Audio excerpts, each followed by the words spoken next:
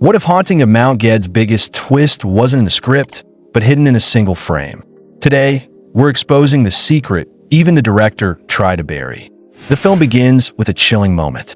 A girl named Ida is washing her clothes in a washroom when she suddenly feels an eerie presence behind her. Turning around, she's horrified to see a terrifying old witch-like figure. Ida screams, and her friends rush to the door. When they open it, she's standing still, pale and lifeless, as if her soul had been sucked out. The story then jumps to 2 days earlier, where Ida is chatting with her childhood friend Maya. Maya is planning a hiking trip with her brother and cousins and invites Ida along. Ida hesitates, worried her mother won't allow her. While talking, she brushes her hair and is shocked to see a clump come off in her fingers, leaving her disturbed. The next day, Maya personally visits Aida's house to get her mother's permission. Her mother finally agrees, and as Ida steps outside to see Maya off, Maya notices something unsettling. A dark shadow with glowing red eyes standing behind Ida. Though Ida sees nothing, it's clear that something sinister already resides in her home. Soon, the group heads to their hiking destination, arriving at night. They decide to stay in a nearby guest house. That night, Ida experiences stomach pain and discovers she has gotten her period. Maya offers to cancel the trip, but Ida insists they continue. This might be her only chance to experience such a trip. Later, Ida heads to the washroom to clean her clothes and comes face to face with the same horrifying old entity, repeating the film's opening scene.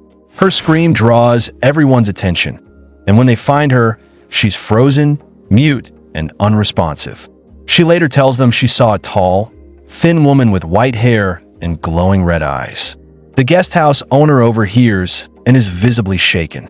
She tells them that years ago, a similar entity haunted the area, tormenting travelers until a local exorcism was performed. If the entity is back, it may have followed Ida. The group is shaken, and one boy suggests sending Ida home, but Maya defends her. The next morning, Ida seems refreshed, and the group continues trekking. As they admire the mountain views, Ida regrets not bringing her camera. Meanwhile, back at Aida's home, her mother discovers bloody tissues and clumps of hair in the trash. Concerned, she discusses it with Aida's father, who dismisses her worries. Back on the trail, Ida begins to feel fatigued and breathless. When Maya calls her name, Ida snaps out of it. They continue, but when they stop to rest, Ida wanders off to an old jail nearby. Maya follows, only to find Aida's hands have turned black and witch-like. With a demonic grin, Ida grabs Maya's throat. Her screams bring the others, and they manage to pull her away.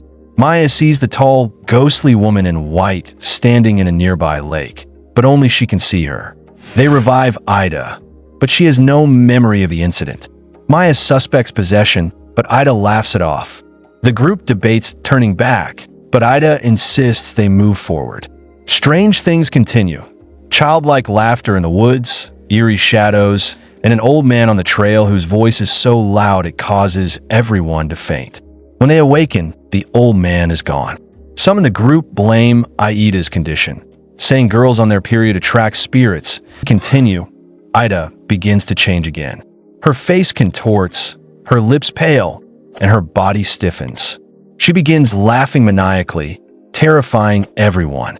Maya, realizing Aida's condition is worsening, urges them to turn back. But Ida, eyes now white with blood seeping from them, declares the mountain is hers and threatens anyone who stands in her way. She climbs on alone. Maya, stunned, sees the old ghost woman watching them again, visible only to her. It's revealed that Maya has a third eye, a spiritual ability to see entities invisible to others. Maya rallies the group to follow Ida. When they catch up, Maya tries to stop her, and they both break into tears. Ida insists on finishing the trek, calling it the greatest memory of her life.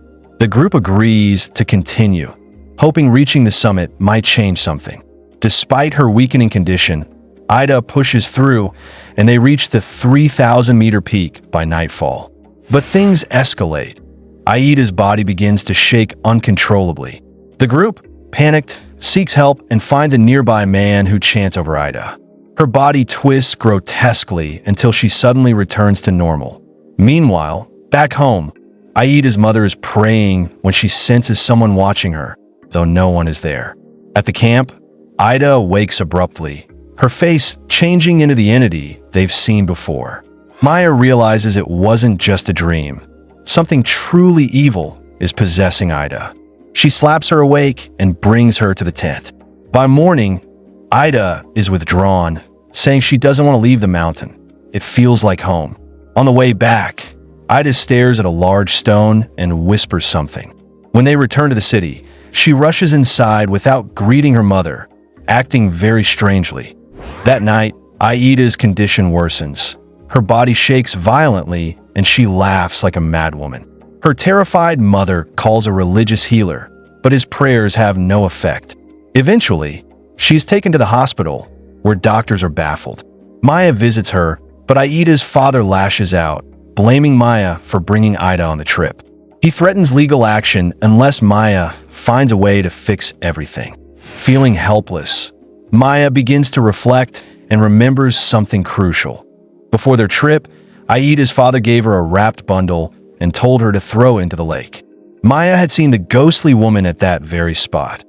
Realizing the truth, Maya tells Aida's mother, who confront her husband.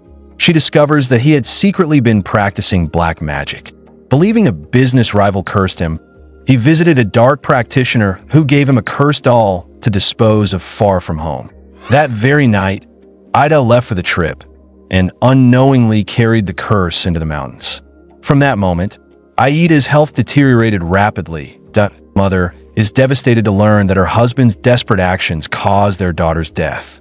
He admits his guilt, but it's too late. Ida has died. Her friends, still grieving, go hiking again to honor her memory.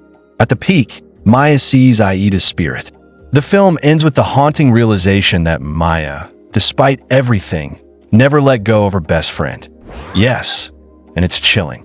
In one blink and you miss it frame, just as Ida stares into the lake, a shadowy figure appears behind her. It's not the witch we've seen before. This one's different. It resembles Aida's father.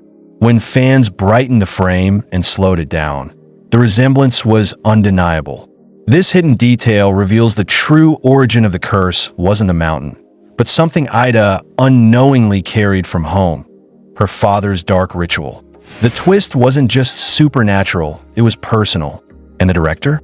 He's never acknowledged that frame publicly. So, genius twist or total nonsense? Find it out below. And if you spotted a detail we missed, drop in the comments. Prove us wrong. Be subscribed to enjoy more movies. Our next recap will blow your skirt up.